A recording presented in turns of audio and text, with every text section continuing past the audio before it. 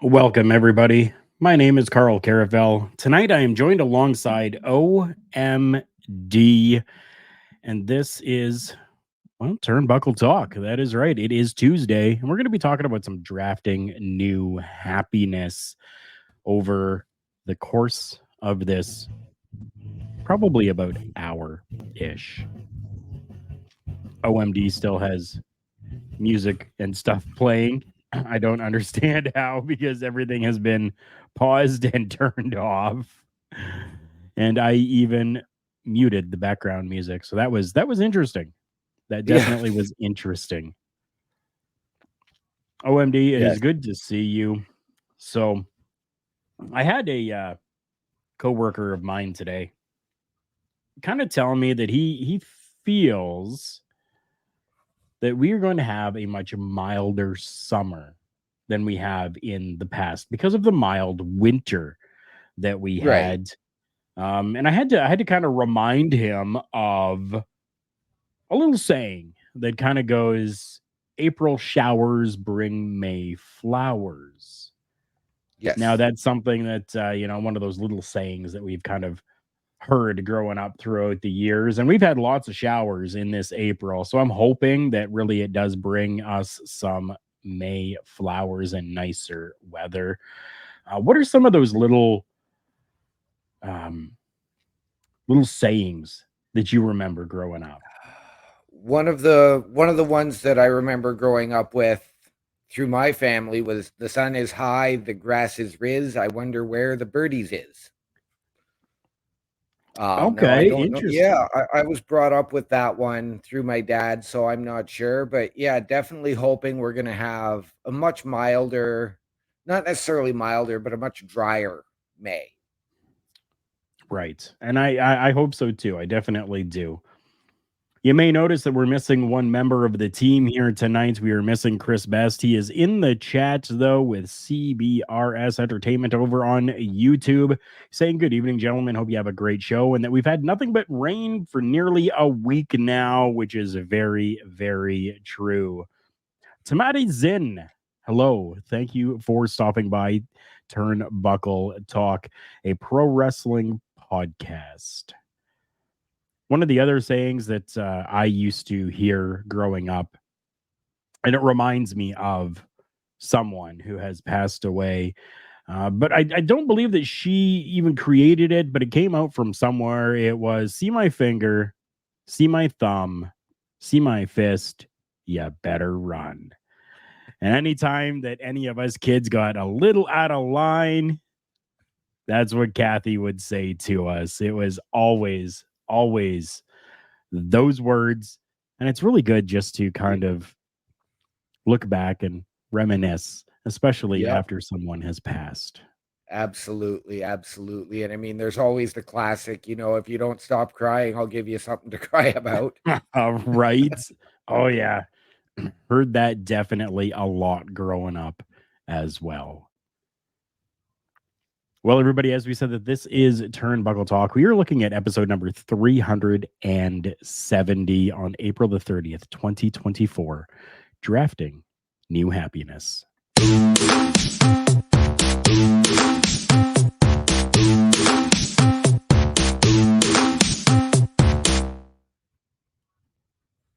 There seems to be a lot of happiness that is going on inside of the WWE as of late, and we are going to get to that as part of our show stopper segment this week. So stick around till the end of the show and find out who seems to be happy right now.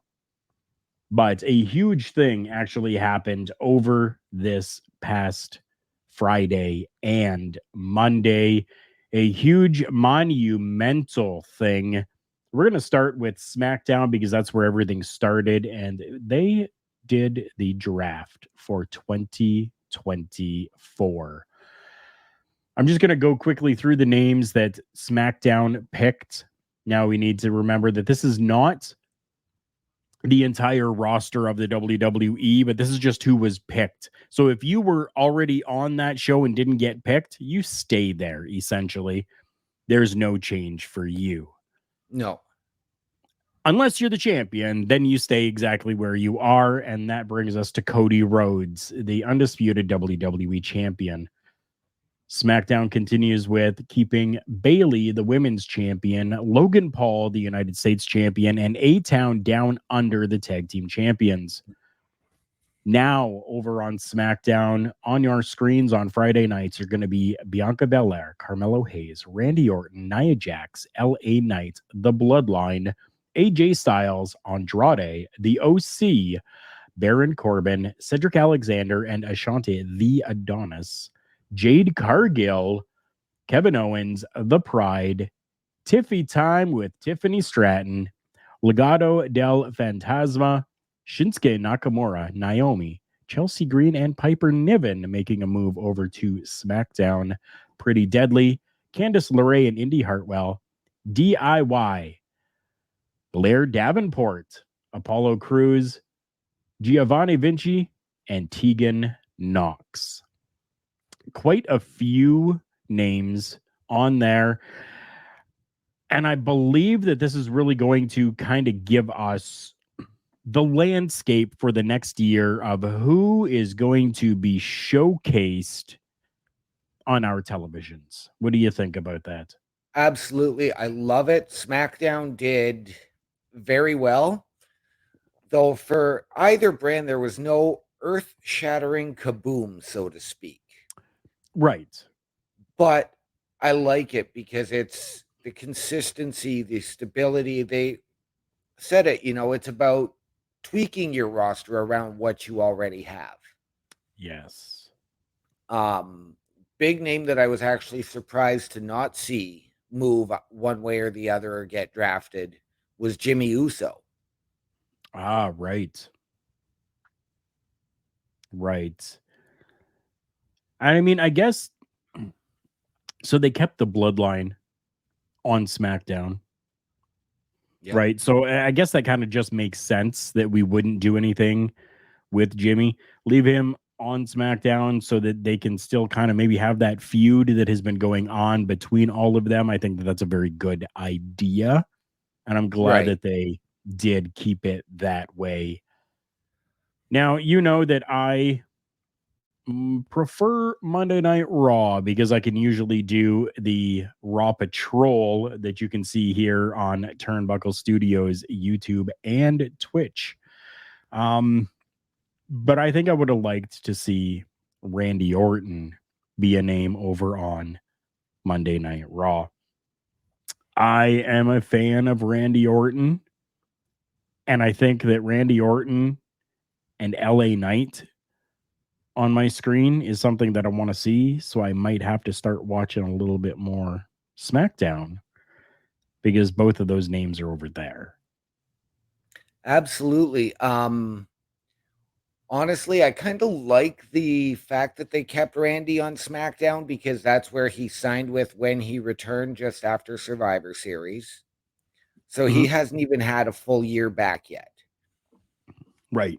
And the history that he has with Cody, plus his current developing story as a tag team with Kevin Owens, is fantastic. Right. Now, we could see very easily Randy Orton at some point later in the year challenging Cody Rhodes for that title.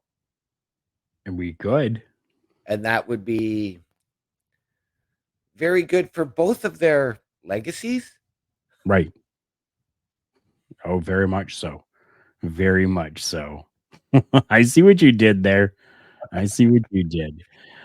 Chris is shocked that Rhea wasn't picked. Rhea Ripley was not picked by either brand to go to either one of the shows.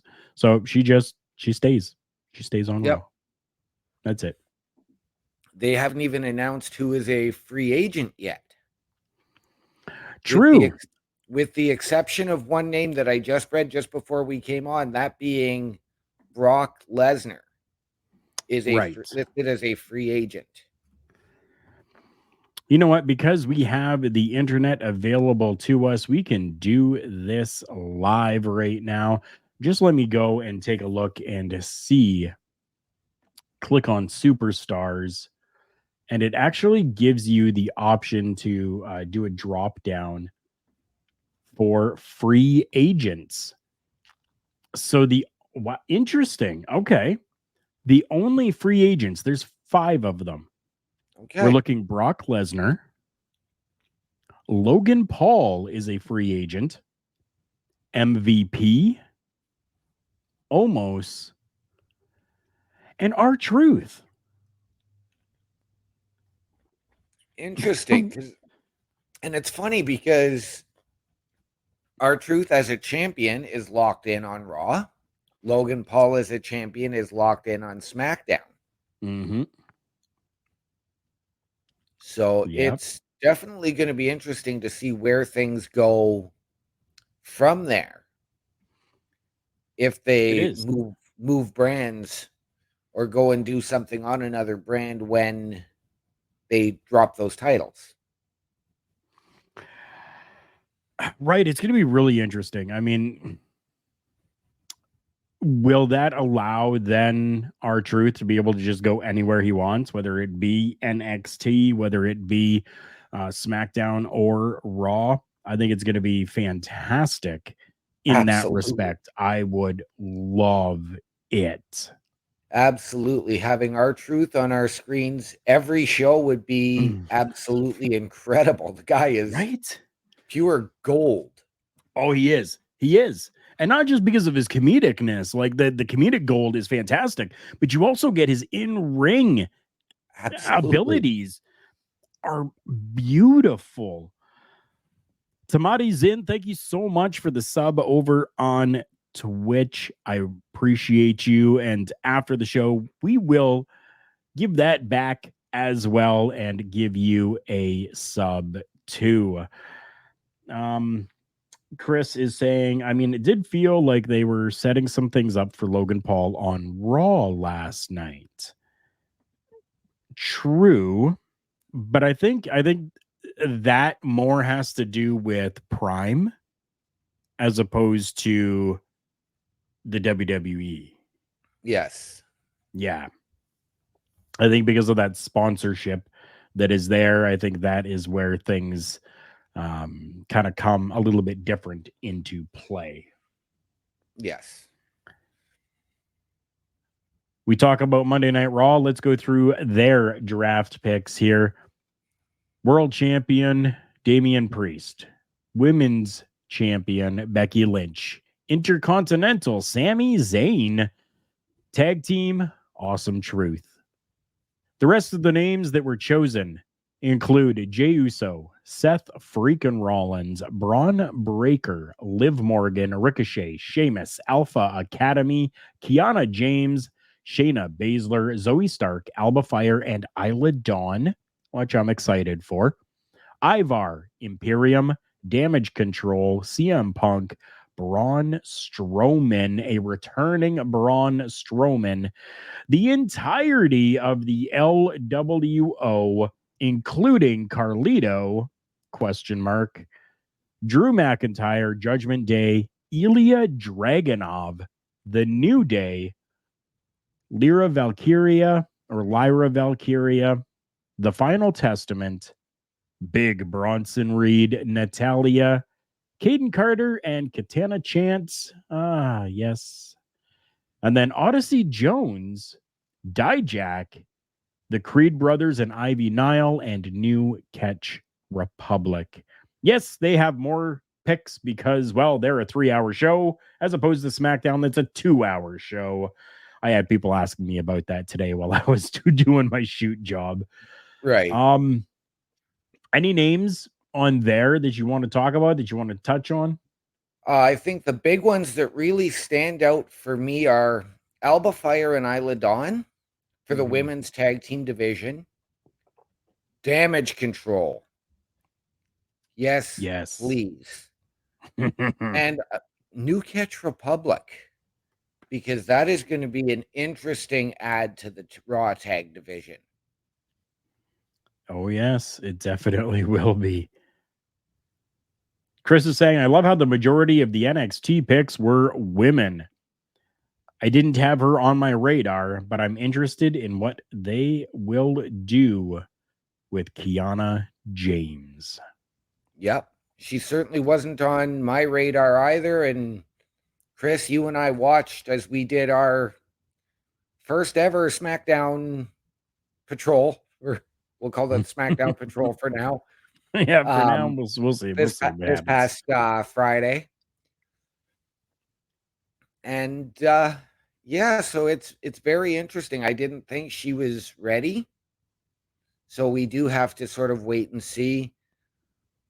I'm interested to see, are they going to revisit Lyra versus Becky quickly, or are they going to wait? I'm hoping they wait, to be honest.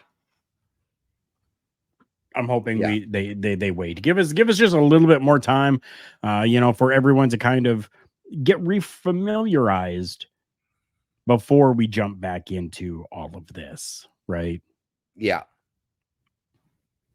I'm excited for this roster that is over on Monday Night Raw right now.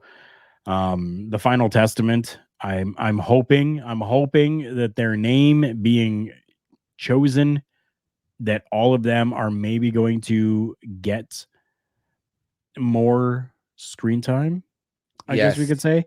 And even if it is outside of the glitches that have been happening, outside of Dreadmere, outside of any of that, because there's been rumor that they may be part of Dreadmere, the new Wyatt 6 type of situation. I'm really hoping that we see more from them, because I am a huge fan of them. And I haven't seen a lot from the LWO because they were over on SmackDown. Yes. So I am interested to see what they are going to bring to Monday Night Raw. Hello, Chris Parrish. Thank you for popping in. Appreciate you. Not sure if you're home, work, or traveling to home. It's one of those three. Yeah. As far as the Final Testament goes, they've had plenty of screen time over on SmackDown. Right. But they've been, again, relegated when they were brought up as this, badass faction, but very, very limited in their successes. We've seen them make a return to NXT as well. To their AOP are challenging for the tag team titles on NXT this evening. Right. So I'm hoping they're going to get a bit more of a push and not used as pushovers. One can hope. The LWO, again, fantastic. I think it's time that maybe Ray takes a step back, maybe takes on more of a managerial role, as opposed to competing every week and taking the spotlight from the rest of those guys. Unfortunately, I don't see that happening, especially with what we got last night. It looks as though they're going to try to rekindle the fire that was under Dominic and Ray, and maybe try to run with that once again. And I don't know that I am for it. I don't want to see it again. I'll be completely honest. I don't want to see Rey Mysterio and Dominic Mysterio again. No, I'm done. I've had it with the family versus family angles, be brother versus brother, father versus son. Right. I really didn't want to see it at WrestleMania, but we got it. Great. It's over. We don't need it. We've heard rumors of a mask versus hair match for years between Dom and Ray. Yeah. Again, I really don't want to see it. If Ray's going to pass the torch to Dom, go out to the ring and just do it honorably and say, you can have my mask. I'd be fine with that. You know what else I'd be fine with? You talk about you're tired of brother versus brother and father versus son. What if we got a mother versus daughter situation? I don't think that I have ever seen on wrestling television programming where we have seen sister versus sister or mother versus daughter No, storyline. not in active. Well, we did get it briefly a number of years ago with the McMahon Helmsley era when Stephanie and Linda were opposing each other. But that was back then. We haven't had anything currently. I mean, the most recent was probably in OVW with Holly Hood, Haley J against her mother, and I can't remember her mother's name for. Right. But and Parrish, you're right. You say Linda versus Steph, but Linda, like I'm talking wrestling feud, like in ring competition type of feud, not just Linda is in a wheelchair Right. and someone else is fighting her battles for her. Amazing Maria, that is the name. That is the name. JJ, good to see you. Thank you for coming in. And he shouts out OMD, OMD, OMD. What's going on, JJ? Good to see you, brother. So I would be interested in seeing something like that on, main stage television when it comes to professional wrestling. We've talked about this before, and I'm going to talk about it again. The inclusion and the use of celebrity. So we had a portion of the Raw draft last night that kind of got, maybe a little bit of a boost, maybe a little bit. Oh, I love you, JJ. Toronto two-stepper, he says. There we go. The draft kind of got a little bit of a boost, let's say, when we saw the use of three-time Super Bowl winning quarterback Patrick Mahomes, or Mahomes, however you want to pronounce. I've heard it pronounced several different ways. Right. He made several appearances during the show and actually played like a heel character, which really seemed out of sorts because he's the hometown guy. You know what I mean? He Absolutely. is Kansas City, right? Yeah. I come to find out, you told me, and I looked it up, and sure as shit, it is. Yeah, I think it's pronounced overrated. Yes. Yes. The reason for that was actually 100% out of the WWE's control, out of their hands. They did have no say in that. The involvement wasn't booked by them, but was instead put together by WWE's sponsor and our drink company, Prime, due to the partnership between Mahomes and Logan Paul. The company, I guess, requested that Mahomes and Paul be associated throughout Raw. Yep. And because Logan Paul is kind of in a heel role, that resulted in Patrick being in a heel role as well. Yes. Give me your thoughts on all of that BS or all of that programming. It was interesting to say the least. We do know that, I mean, Logan Paul and Patrick Mahomes are friends outside of their partnership as well. Yes. Yes, they are. So the fact that now you're getting your partners to book your segments, your sponsors to book your segments, as opposed to putting it in the hands of creative,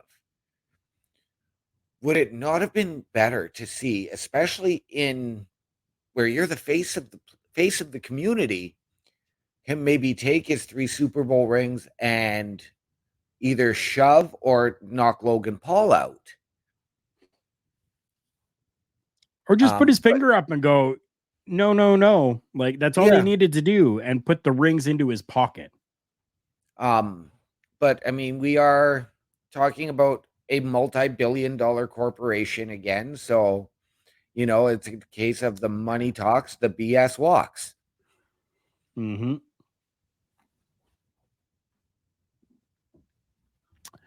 I think they could have done it differently. I think how I just presented it would have been a better idea. And I think that really would have got a pop out of the crowd, to see Patrick kind of go, no, no, no, Logan. I don't care that we have this thing together. I'm not doing that. And putting those Super Bowl rings into his pocket where he can't get at them. Yeah. Right. And then he's the hero coming out of this because, well, he did the right thing, as opposed to giving them and allowing him to hit Jey Uso. Well, he hit him a little bit after he struck JD McDonough first. Yeah. So I don't know. Sometimes the writing is not the greatest. It's still professional wrestling, and I get that it's still that, that entertainment, but this just didn't entertain me. No, and it's that celebrity involvement where you've now got, I mean, obviously you're going to have your football team or your hockey team or basketball team repping you at the WWE show. I'm all for that. I'm even okay with them pointing it out. But right after you just showed a vignette of the Kansas City Chiefs players helping a child involved in a tragedy that occurred at their Super Bowl parade. Right. And then you're going to turn around and completely flip the script and paint Patty Mahomes in that type of a picture.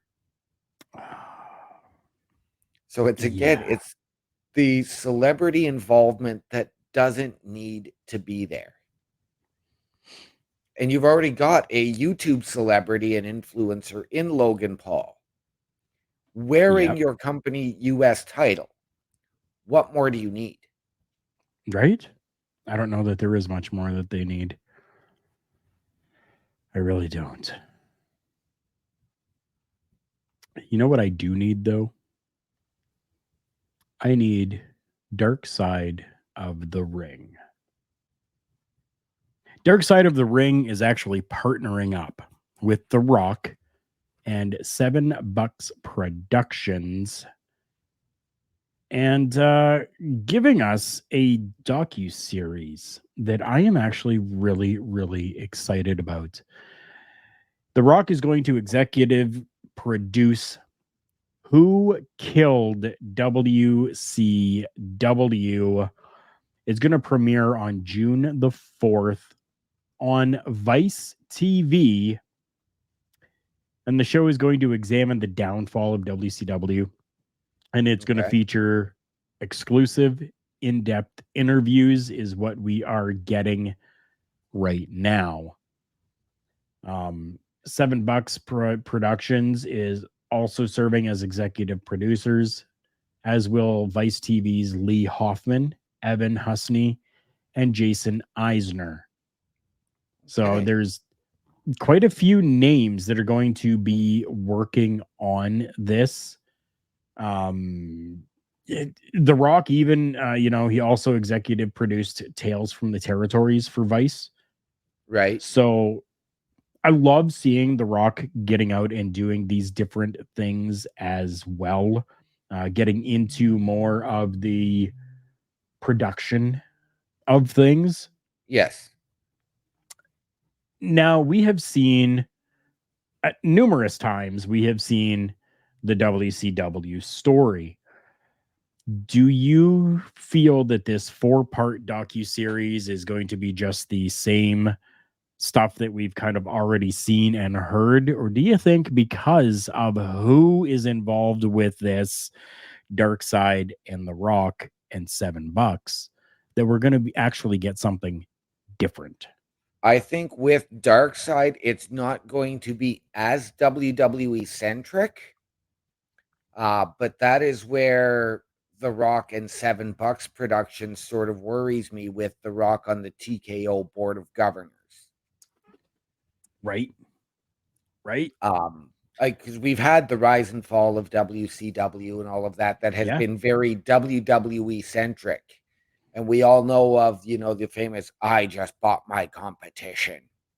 Yeah. Um, so I really hope we don't get that. And I do hope that these interviews are going to be not just with people who are in WWE, but people who were in WCW and did not get involved with with the WWE, but maybe went on and had success in other companies and other ventures in wrestling outside of WCW. Right. Chris is saying, I think I'd be interested in the lesser known stories surrounding the downfall of WCW. I would be as well. We have heard all of the other stories numerous times on numerous different productions.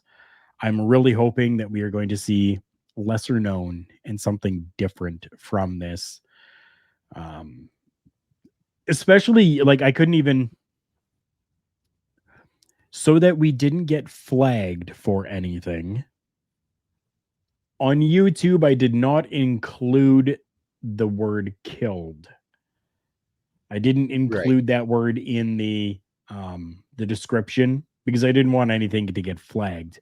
But with it Right. being called Who Killed WCW, that like really puts an emphasis on things. It does. Uh, It does. And I mean, even in a number of the biographies that I've read, Ric Flair's, Hulk Hogan's, Legion of Doom, they've all spoken about this and the constant turnover in bookers and chairmen and all of that. But it's all been essentially the same stories from this talent. yeah, So let's hope that it's not all that same talent. Let's hope it's guys from the outside that were maybe there for a cup of coffee, as opposed to yeah, a DDP, a Sting, who were WCW lifers had it not been for the buyout. right.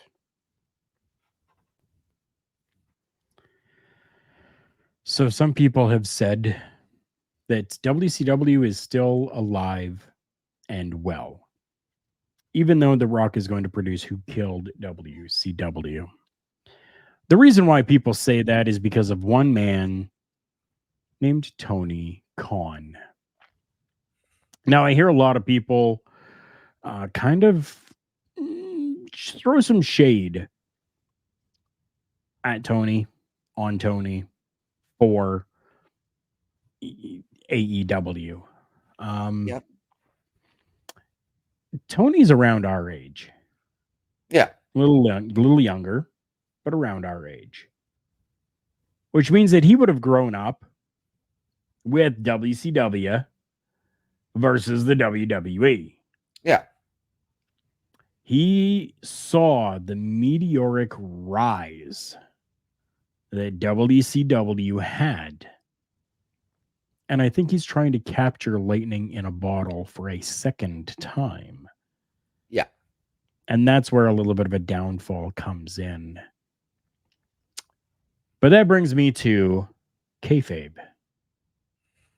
And if you don't know what kayfabe is, look her up. She's a sweet girl. Tony Khan received a move from the Young Bucks. Came out to some press conferences wearing a neck brace. A very classic, old school thing to do. Yep. I know that this is not going to be something that helps the case for Tony Khan and AEW, but it's pro wrestling. Just enjoy wrestling, people. Just Yeah. enjoy professional wrestling. But I want to get your take on Tony Khan taking that extra step after getting the Meltzer driver from the Young Bucks to now be wearing a neck brace. It was interesting to see, as well, the fact that he is going to be naming an on-screen authority figure starting tomorrow night, as he has said he is unable to travel in his current condition. Mm-hmm. So it's going to be very interesting. So again, full credit to Tony. I know I'm just as guilty of throwing shade at him and on Right. AEW. I did not see that segment last week. I did fall asleep. Mm-hmm. So It's understandable. You're old. Yep. It's very, very interesting to see. Again, I don't think you're going to catch lightning in a bottle twice. I think they're already hit that same path that WCW ended on. Right. And they need to get some structure in there. It cannot be the inmates running the asylum. Understandable. Chris is saying Tony did not sell the neck well. LOL. Lots of LLLLLLLs going on in there. I love the fact that Tony Khan took that extra little bit, that extra step. Chris Parrish and I have always said on different shows that we have been on together that it's the little things that make the most difference when it comes to a professional wrestling match or a professional wrestling show. And this is one of those little things that for me is making a big, big difference. Absolutely. Yeah. Absolutely. I'm actually anxious to see AEW tomorrow and see where they go.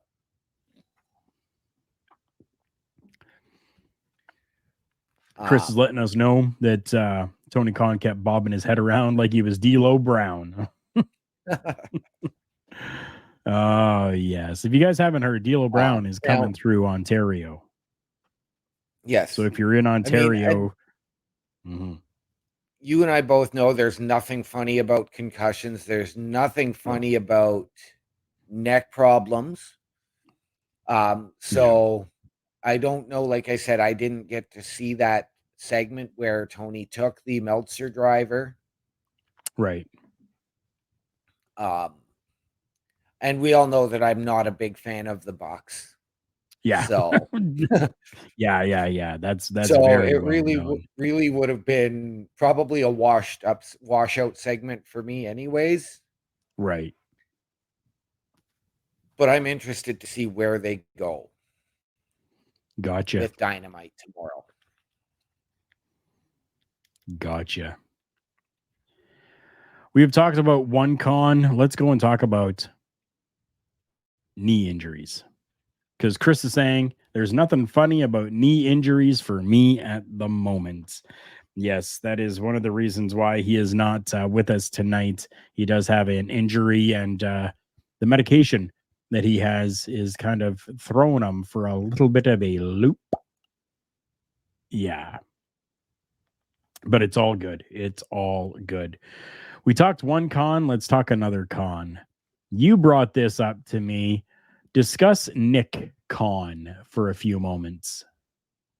Nick Khan, the CEO of the WWE, has filed to sell all of his stocks within the company.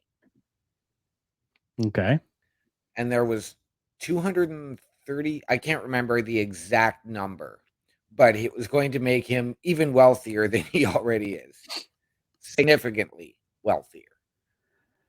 It was 234,424 shares of the stock at about $96.76 per share. Yes. Wow. Now, what does this mean? We have no idea. We've read that he's potentially staying on in his current role, so maybe this is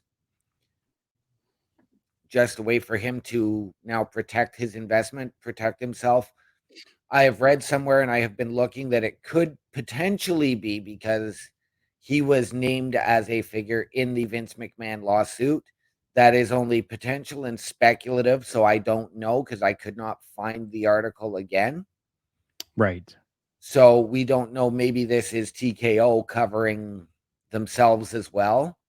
Maybe they're holding the stock for him. We know That they could have be. completed. Maybe because we know they have completed the buyout of Vincent Kennedy McMahon's stock. Right. So Right. potentially they are just holding the stock while all of this is resolved. So things that I have learned from this is that Nick Khan is, he's listed as a seller in the prospectus. He plans to sell his entire stake, including restricted stock units that he's accumulated over time. He will continue in his current role at the company that has been confirmed. So it's important to understand that the filing only makes these shares eligible for sale. It doesn't necessarily mean that they will be sold, but they're available for sale. So essentially, what it is you see all the Funko Pops I have behind me. I'm Yep. saying I'm making these available or eligible for sale. But if nobody wants them, Right. I'm stuck with them. I still have them. Right. However, they're WWE stock essentially, and they Yes. generally sell very, very quickly. Yes. So, But I also wonder, because there was somebody who recently made a return to WWE programming, both at WrestleMania and on SmackDown. Somebody who was a former co-chairman of the board, co-CEO along with Nick Khan. Yep. Somebody who's been raised in the industry. And I wonder if that has something to do with it. I wonder if they are looking to insert one Stephanie McMahon onto the board of governors and into the chairman's role or chairperson's role. That's a possibility as well. I mean, it might have even been, and I doubt that it would be, but it might have even been that Khan's position within the company was only a placeholder for when Steph wanted to come back. I doubt that that's the way things went, because this is corporate world. This isn't entertainment world. You know what I mean? Right. This isn't a Yep. storyline that's playing out. This is actual corporate level stuff that is going on. Chris is saying corporate people sell their stocks all the time, but at the same time, it is weird that he's looking to sell it all. That was the biggest thing for me, is that he is actually looking to sell all of his stake, all of his stock, all of his shares within the company. And it's odd, but maybe also a little troubling at the same time. Because if you have got one of the top people in the company selling everything or putting for sale all of their shares and stocks, do they not have faith in the direction that the company is going, or with what TKO is doing or Endeavor is doing? Maybe he's seeing something that we're not seeing and allowing himself to get out while it is still good and easy to do so. I have actually just found something from WrestleNomics and Okay. Brandon Thurston.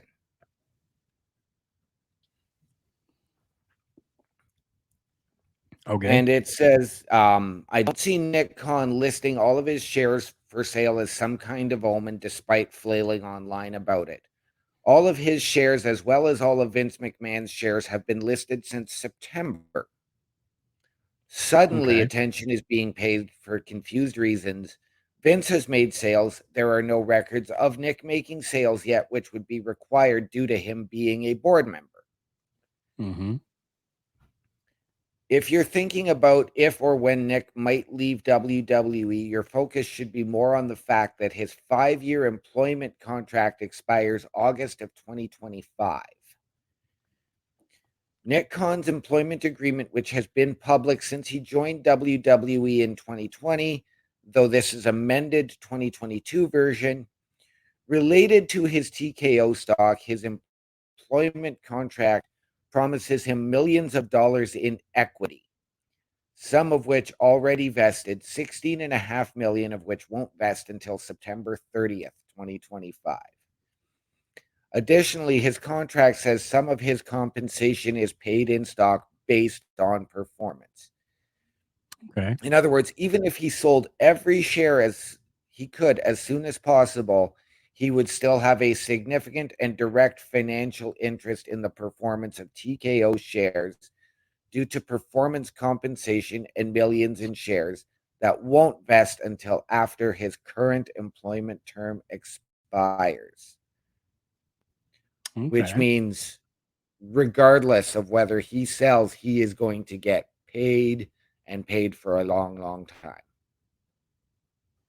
Nice. Well, good for him. So yeah, maybe we are just taking a too deep of a look into this and into things, but it's interesting to say the least, and it's things that maybe not a lot of people are talking about. I know right now a lot of people are talking about it. Um, it's still very interesting, and I think that we're going to keep watching this story as it develops. And in case anybody wants to know, at close, TKO Group Holdings Incorporated closed at $94.67 a share, which is down about 1.89%. So if you're looking to buy stock in TKO, might be a good time now if you got the extra cash to be able to do so. Yeah. But, analysts are recommending that it is a strong buy right now to do so. They're looking the 12-month target price to be at about $109 ish over 12 So buy months. at 95 and sell at 110. Right? You're still going to make money. You're still going to make money. We know that the WWE has a pay-per-view called Money in the Bank, but one that maybe people do not know a lot more about because it hasn't been really showcased as well as it should be is King of the Ring. Chris Best remembers when WWE stock was selling at $12 a share. Yes, you should have invested then. You definitely should have. We all should have. We do have a little bit of an update on the King of the Ring tournament. So the road to the King and Queen of the Ring is going to begin on the May 6th episode of WWE Raw. There really haven't been any specific details that have been announced as of yet, but the WWE has confirmed that the King of the Ring tournament would begin on the first episode of Raw in May. Michael Cole actually shared that news on the April 29th episode of Raw. The tournament finals are going to be held at the King and Queen of the Ring on May 25th. We do know that Gunther, Xavier Woods, Drew McIntyre, and Sheamus are currently set to compete in the tournament. And we will have to wait to see who else is going to become available for that. But now that begs the question, if they are going to be doing the King of the Ring qualifiers, I guess we could call them, Are we going to see SmackDown bring us the women's qualifiers?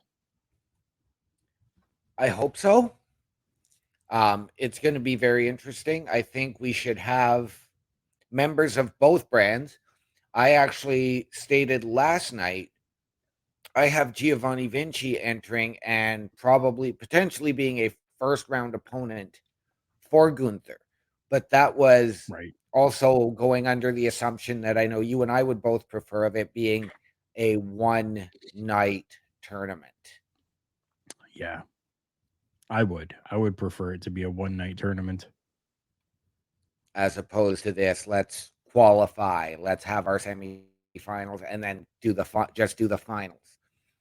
Yeah. No, it's got to go back to the one night, like to the shows that made Steve Austin, Triple H, Sheamus, Wade Barrett. We don't need to go back to Bret Hart because he was already a made man when he won it.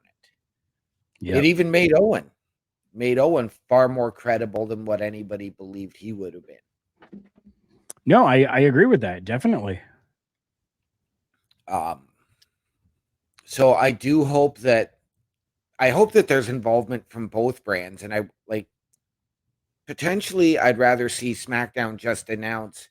And if you're going to do that, then you can start your first round matchups, your second round matchups, and then go.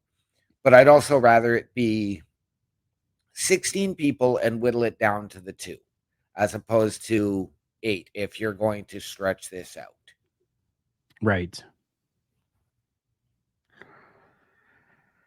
I don't know. It's going to be interesting for sure. It definitely will be. And we do know that it is all going to culminate in Jeddah, Saudi Arabia. Yes. Yeah. I do want to get to some breaking news. But Chris Best, before we get to the breaking from Chris Parrish, who audio members are only going to hear it after I say it. Video, those who are watching on video at Turnbuckle Studios on YouTube and Twitch can read it already. But Chris is saying, I have a scenario I thought of. Imagine if we had both brands for both male and female, with the finals for each being Raw versus SmackDown. I'd be cool with that. Absolutely. The problem there, though, lies in I realize we're 6 months out, but you're going to get the same thing for Survivor Series. We've already seen immense crossover from Survivor Series until officially last night when the draft finished. We know the rosters after the draft will not be locked until next Monday. Mm-hmm. So we do have to take all of that into account. Yeah, we definitely do. Definitely we do. We do got a little bit of breaking news here coming from Mr. Chris Parrish, who is letting us know that Scripps is confirmed to be leaving the WWE as per Fightful. And that was probably confirmed by Fightful Select, their paywall. Which, yeah, ladies and gentlemen, we will never put any of this behind a paywall. I promise you that. Turnbuckle Studios will never go behind a paywall. Okay? Okay. Also, Mike Rome is expected to be going over to NXT. Yes. That I can see. I can understand that. That was something that broke today. An interesting event happened over the weekend, though, with UFC.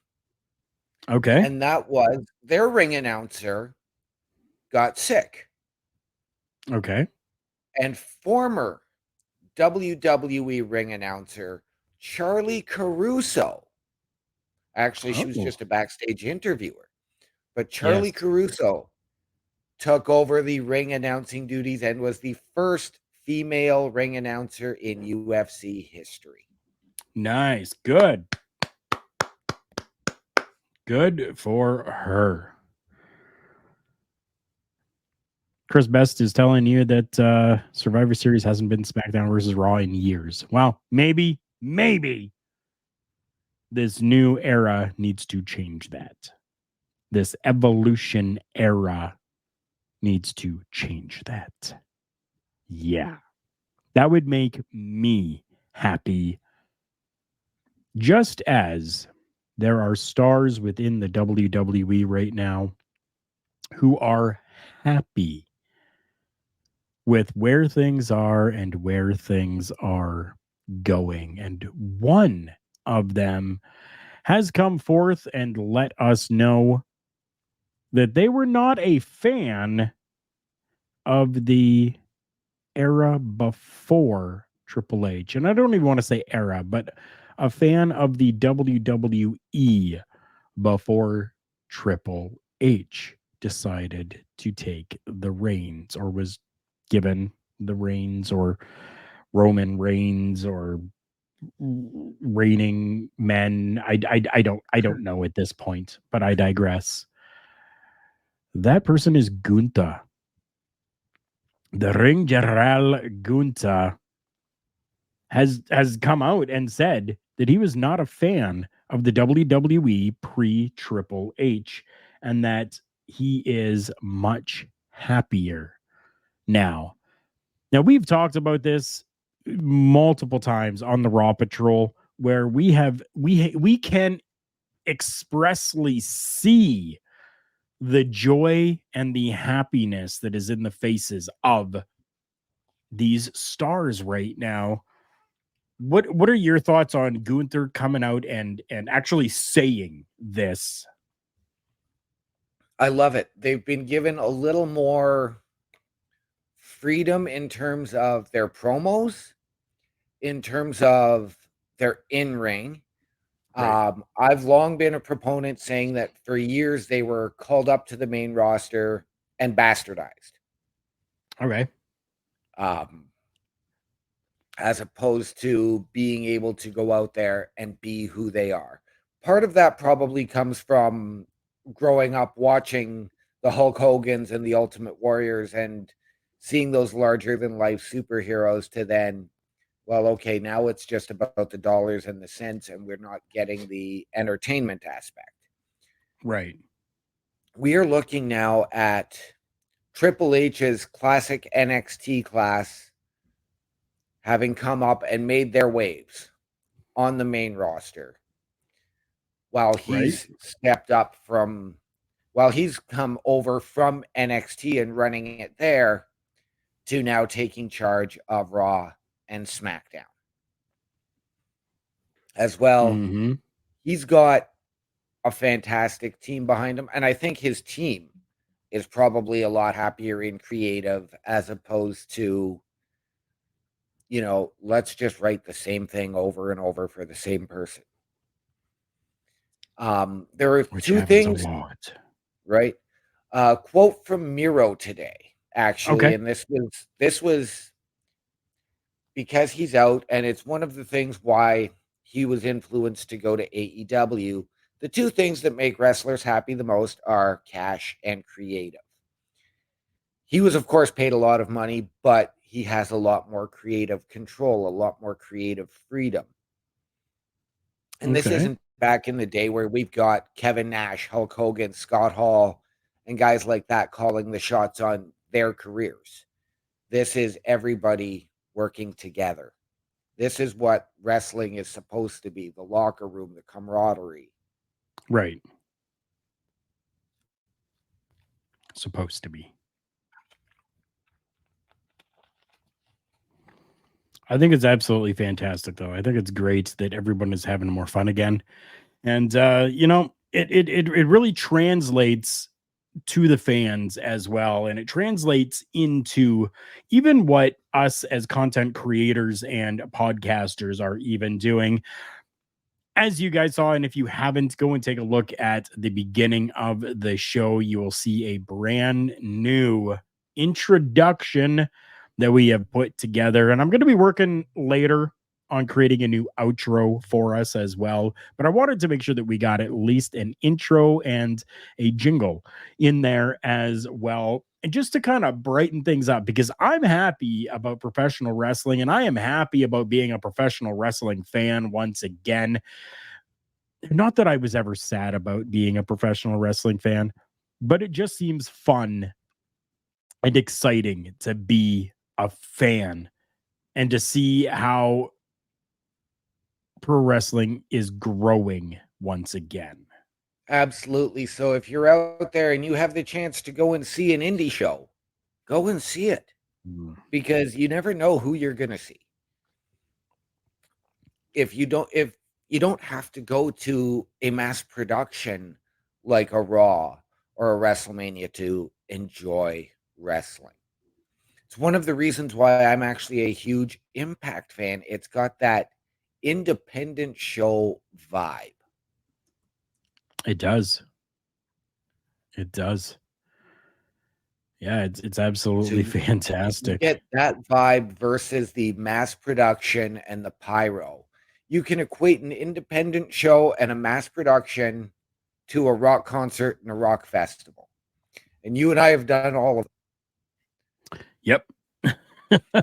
We definitely have. And your rock concert is basic, it's there, it's a night. And you don't necessarily get the pyro, you get the festival. You're getting the pyro, the on stage, after the show, everything. And it's the same thing with wrestling. It's an adrenaline high either way. It is. 100% it is. It is a good time to be a professional wrestling fan. Once again, it is a good time to be going to indie shows. Going to an indie show is how Chris Best became a fan of Cody Deaner. See? See, it's those little things like that you go to a show and you see someone that you like and you get familiarized with somebody and become a fan of theirs. Yep.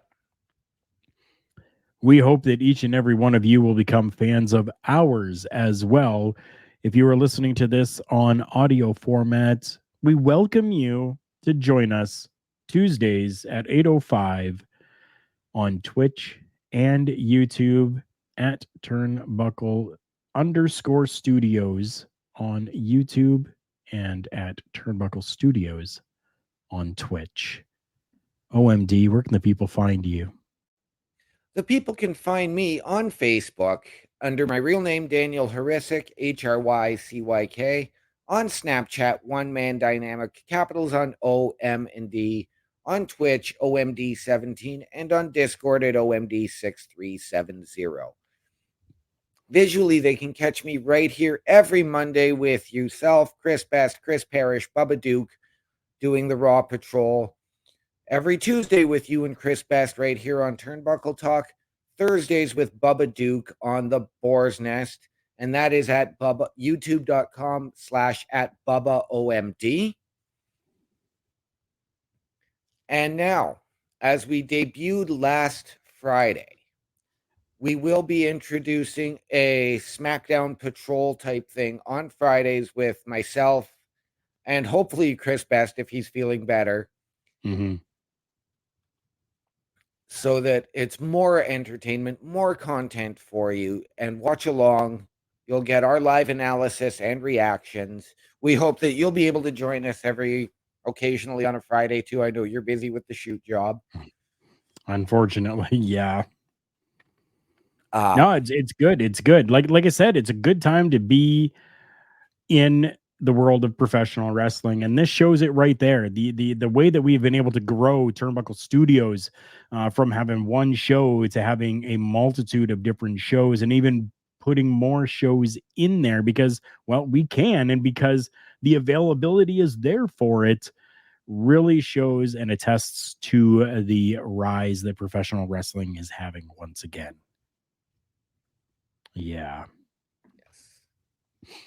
If any of you would like to check out our shop, it is at karlkarufel.redbubble.com, KarlKarufel.redbubble.com. You can get yourself one of these, a Turnbuckle Talk shirt. You can get it on a mug, on a travel mug, on a multitude of different things, on a hat. You can get it on just about anything. But it includes everything Turnbuckle Studios as well. The website will be going through a little bit of a revamp as I'm adding and taking things away from the shop. So if there's anything that you want, you better go and get it quick before what you want disappears. Go and check out karlkarufel.redbubble.com. And you can find me at my link tree, linktr.ee/Karl Karufel. That is linktr.ee/KarlKarufel. Thank you so much to everybody for coming by, for joining us today, for listening to the show, and for joining along with Drafting New Happiness. For OMD and myself, Karl Karufel, thank you.